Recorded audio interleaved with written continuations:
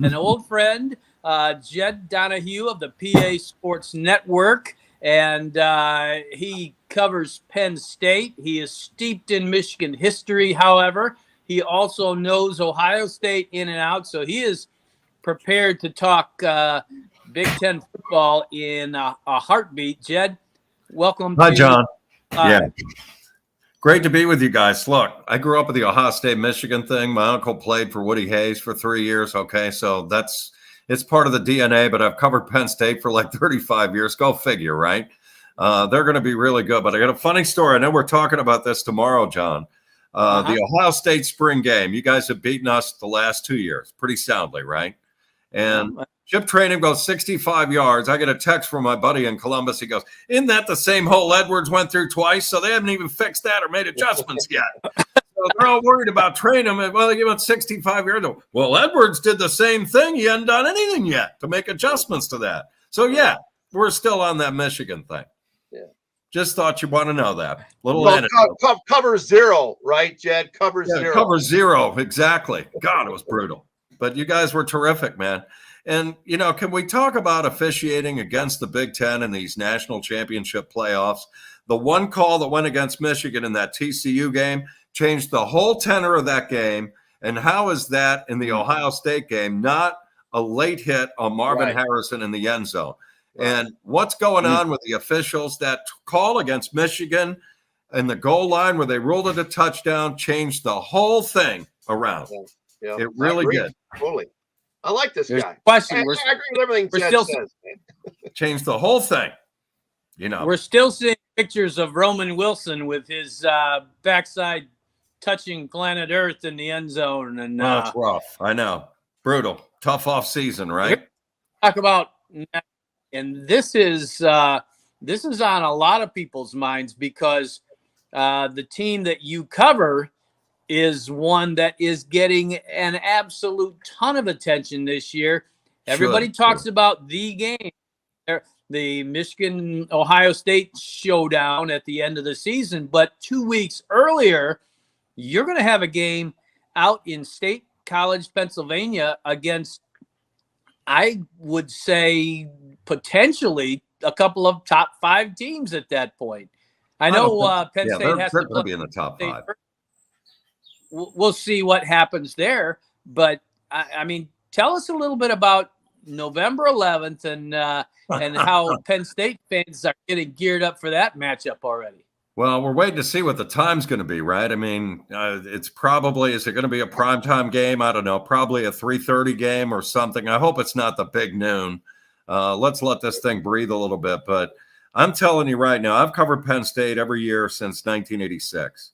And this is the best returning talent that I've seen come back since 1999. I'm dating myself, but that team had LeVar Arrington. And it had Courtney Brown. They went 1-2 in the draft that following year, right? And they had an unbelievable secondary that year. Rashard Casey was coming into his own at quarterback. And that was the team that got clipped that year. If you remember, Tom Brady in Michigan came back and won that game. Marcus Knight. Right? I can throw some Marcus Knight footage in here and nobody will buy me a drink. They don't like that thing. Love it. But that team folded at the end. Minnesota hit that field goal. It was weird. But this team, this Abdul Carter, I'm telling you, you guys know linebacking play at Michigan because you've had a lot of great ones. This kid wears the number 11, the new tradition. I think he's good as any linebacker in the country. I think Will Anderson is a prototype, the kid from Alabama that you got to look at. 2 great defensive ends in Chop Robinson and Denis Dennis Sutton's a sophomore, going to be really good, All-American candidate.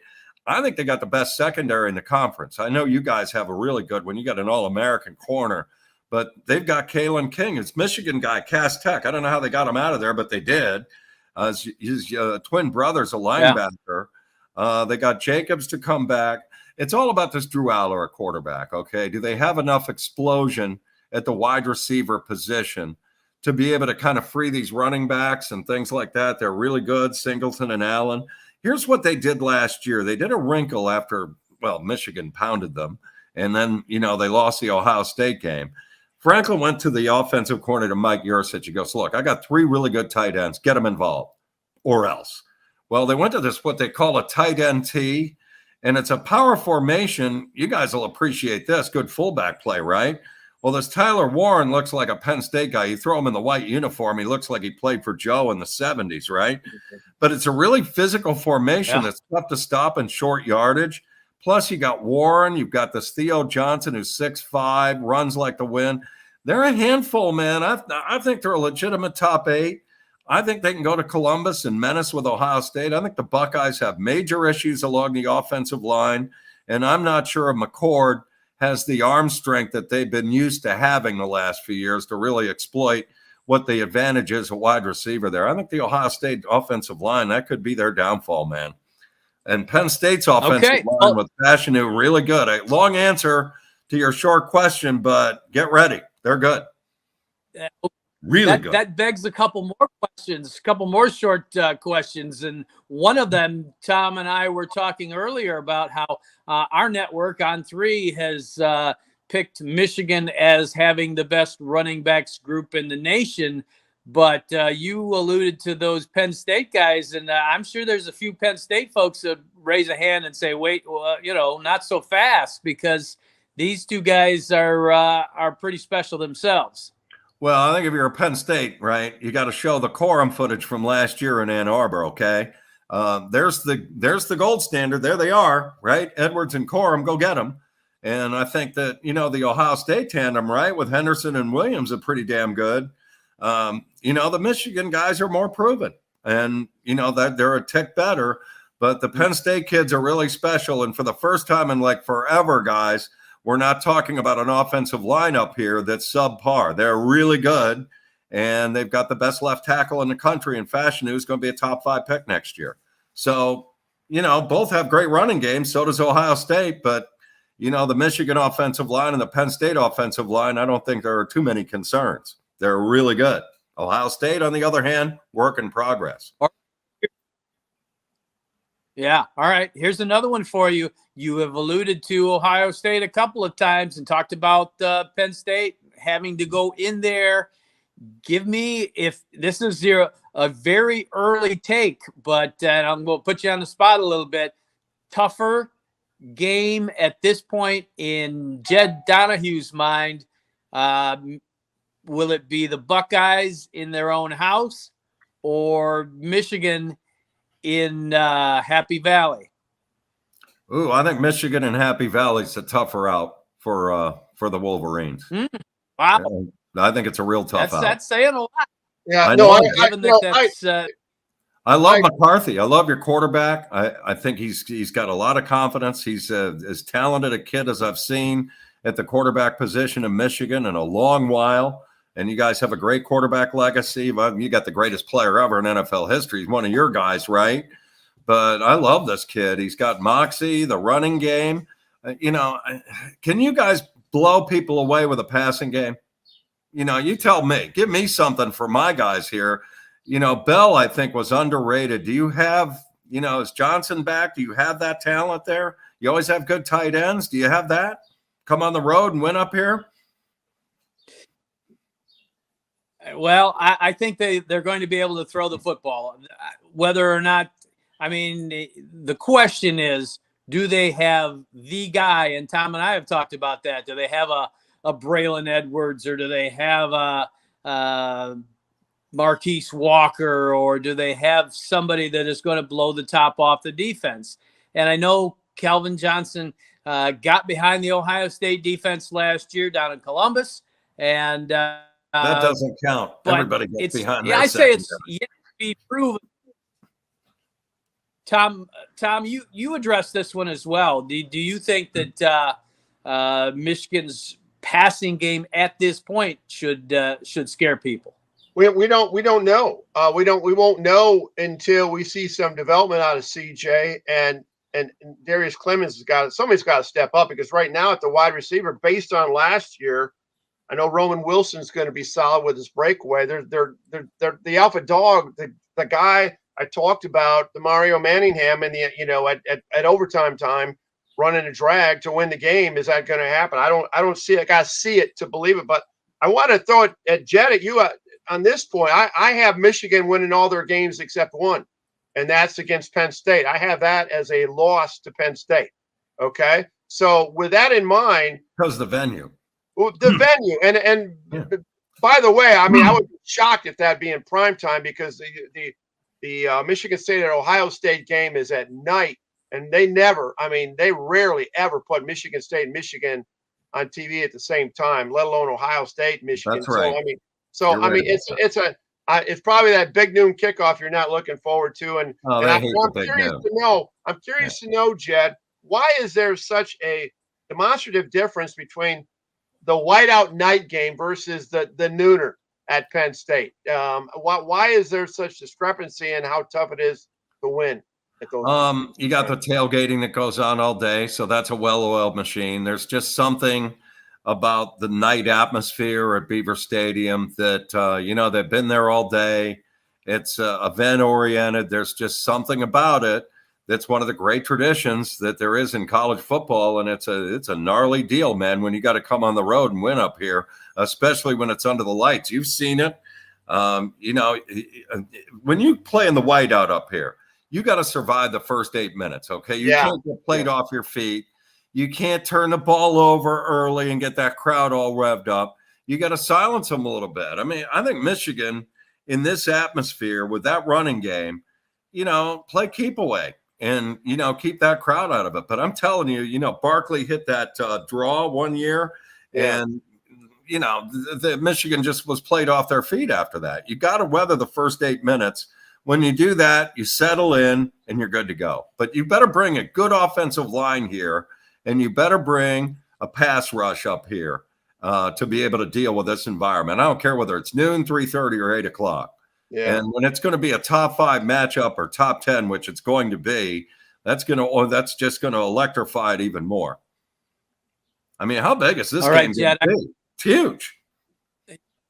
Yeah, I got another one for you, and this is one that I bow to your knowledge as both Penn State follower in your professional life, and certainly Ohio State, steeped in Ohio State history. You've always been more than fair to Michigan, always been more than complimentary. You got Jim Harbaugh comes in, people say, okay, this guy is going to get it all turned around. And then you thought you were going to have it in 2016. It comes down to, as they say in Michigan, JT was short, but he wasn't short according to the officiating. Okay, well, there you go. There's a man who is willing to be handed. But then you go through these years where it's like, okay, what's happening here? Because you're giving up 56 points and 62 points to Ohio State, and are they ever going to beat this team? The last 2 years, you've had this immense breakthrough. Beat Ohio State decisively, win the Big Ten, make the playoff. Mm-hmm. What's the difference that you see in Michigan from afar these last 2 years?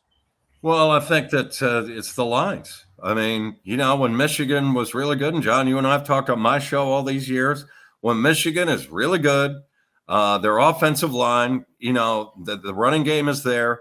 They tell you and dictate tempo with that offensive line. That started with Bo Schembechler. This is a Harbaugh thing. He learned that from Schembechler. When Michigan is dominant up front on defense and they're dominant up front on offense, that's where you're at right now. And last year, they were just more physical and imposed their will in the big games. And the biggest one of all, I mean, going into Columbus, the way that was last year, down 10-0, and just totally just ran them over. Ohio State didn't make the adjustments, and I thought Ryan Day is coaching a little scared in this game right now. Not going 4th and 5 at the 45 of Michigan. I mean, what are you doing? So I think Ryan Day is really good. And I think this whole criticism of Ryan Day is absolutely out of control. It's crazy. And that's the Ohio State fan base. What did Earl Bruce say? Who's your favorite Ohio State coach? Undefeated and dead, right? I mean, they're brutal out there. But it certainly sparked this rivalry. And it reminds me a little bit about what the 90s were all about. I mean, I was thinking, about coming on with you guys about that 97 game, touchdown, Michigan, the great call, right? Woodson on the punt return. But it was guys like Glenn Steele, and Woodson's the best defensive player I've seen in the series. I don't think there's any doubt. You had a Pennsylvania kid, Ty Law from Aliquippa. He's pretty good in the secondary. In the 95 game with Biaka Batuka and all of this sort of thing. So my Michigan friends, by the way, love to send that call of the Woodson punt return to my phone. So they just remind me of that. So that's what makes it fun. But when Michigan's really good, and even back to the days when I was going, watching them at Ohio Stadium when Harbaugh was the quarterback there, you go back to Jamie Morris, or you go back to even 75 or 6, it's the offensive and defensive lines. And that's where Michigan not only is back, but that's where they're better than everybody in this conference right now. And it's up to Ohio State, Penn State, and everybody else to get moving and catch up. They're just better up front. There you go. Look at the film. Look at the film. It's right there, Yeah. Well, and that is certainly the way Jim Who's that Harbaugh. alpha dog this year? Who's the guy that no one knows about, like that kid from Virginia who was the Outland Trophy winner, who somehow made it to the 6th round of the draft? I'm not sure how in the hell that happened. He should have been gone by at least the 3rd round. Who's the guy this year for you that's like a breakthrough? Did you get the Hinton kid from Stanford out of the portal? Yes. Big dude. His dad was really good, Northwestern kid. Yeah. But I'm going to tell you something. He gets more ink. But watch out for Drake Nugent, also of Stanford, who very well could plug in at that center spot. And that's a Michigan name, Drake Nugent. I'll pass that along. That sounds like a nightmare.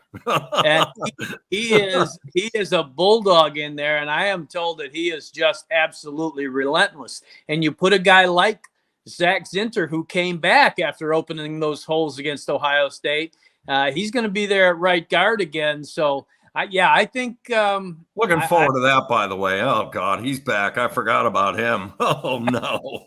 See what I mean? Yes, he is. So, well, no wonder you're around 3rd. Good God. That's a good player, man. He was really good. So, we appreciate you joining us for sure. Tom, you got anything final before we wrap this thing up? Yeah, I got one quick one. It's a projection, and I'd like your reaction to my projection. Okay. I think Michigan loses to a Penn State, and then so Penn State beats Michigan, Ohio State beats Penn State, and Michigan beats Ohio State. 3-way tie. What happens then? I think Ohio State's going to have all kinds of problems playing in Wisconsin at night following the Penn State game. Well, I mean, there's other potholes in the road, but no, a lot that's of more than I'm a just saying, pothole. okay, so work with me here a little bit. Work with me a little bit and answer the question: Who gets to go to the Big Ten championship game, and who could potentially be in the CFP as a non Big Ten championship game? I think we got a chance at 2. I think your guys are one of them, and I think Penn State is the other. I think Penn State's one loss is going to be at Ohio State, and I think they will beat Michigan up here. Simply, it's a venue call only. It's not a talent call. Yeah. It's just a venue call here. And then you got a 3-way tie maybe at the end. But I think Ohio State loses at Michigan, and I think they're going to get clipped at Wisconsin. They'll probably put that thing at night up there. Oh, God, that'll be rough. So my question, though, Jed, I don't have your schedule in front of you. Who do you got in non-conference play that would enhance the credibility over let's say, Michigan, whose non-conference play is fairly weak? Well, Penn State's got West Virginia. They haven't played since '92. West Virginia's not that good. They'll win here in prime time. I think Ohio State at Notre Dame. Don't you think? I mean, you guys used to occupy that spot. Yeah. The last game of the non-conference, Bo put that game right there for a reason. He wanted to find out what Michigan was all about before they hit the Big Ten. Turned out to be this unbelievable rivalry with Notre Dame. I missed that game. I'm glad Ohio State's playing in it. But, why is Michigan not playing a better non-con? You guys always play somebody big. What happened? 2 years back to back of just a group of 5, and it had to do with a UCLA cancellation. Oh, okay. They pulled the plug. Okay. Yeah. Yeah, that's So- unfortunate. That but now we'll see that game. Well, Eventually. whoever was involved in that switch or whatever, I don't know. I haven't really heard a straight answer on. Who are the protected games for you guys, do you think, of the new schedule with USC and UCLA coming? I'm hearing here it's Ohio State, Michigan State, most likely Rutgers. Whatever. I don't know.